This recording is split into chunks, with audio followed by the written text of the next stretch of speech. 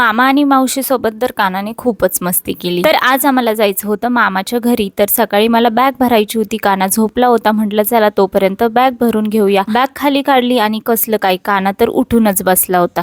पटपट बॅग भरली, कानाचं आवरलं आणि आम्ही सगळेच निघालो मामाच्या घरी जाण्यासाठी। पप्पा, काकी आणि काका हे तिघं तर येणार नव्हते, आजी बाबा सोबतच आम्ही चाललो होतो। मामाच्या घरी येता येता आम्ही इतकं थकलो होतो की काना आल्या आल्या लगेच झोपून गेला। माहित नाही गाडीतच आला होता, पण एवढा कसा थकला ते। आल्या आल्याच तो झोपी गेला होता, त्याच्यामुळे त्याच्या आजूबाजूला आजी, मामा आणि मावशी तिघेही तो कधी उठेल याची वाट बघत बसले होते। मामा आणि मावशीला वाटलं की आम्ही इथे बसून जोरजोरात गप्पा केल्या तरी काना उठेल, पण कसलं काय, काना निवांत झोपलेला होता। आजी बाबा पण काना उठायची वाट बघत होते। एक निवांत झोप घेतल्यानंतर काना उठला आणि मग मामा, आजी, बाबा सगळ्यांनाच भेटला। तोपर्यंत बाबा पण आले होते आणि घरी बाबाला सुट्टी असल्यावर कानाची खूपच जास्त मज्जा असते। बाबाने लगेच कानाला गाडीवरती चक्कर आणायला नेलं। कानाला तर चालवलंय, पण मामा आणि मावशीला चक्कर आणायला नेलं नाही, म्हणून काना त्या दोघांकडे बघून मस्त स्माइल करत होता। काना हसूनच जसा त्यांना चिडवत होता। मग काही गावामधून कानाने एक मोठा असा चक्कर आणला आणि बुलेटचा आवाज थोडासा वेगळा येतो, त्याच्यामुळे कानाला आणखीन चक्कर आणायला मज्जा येत होती।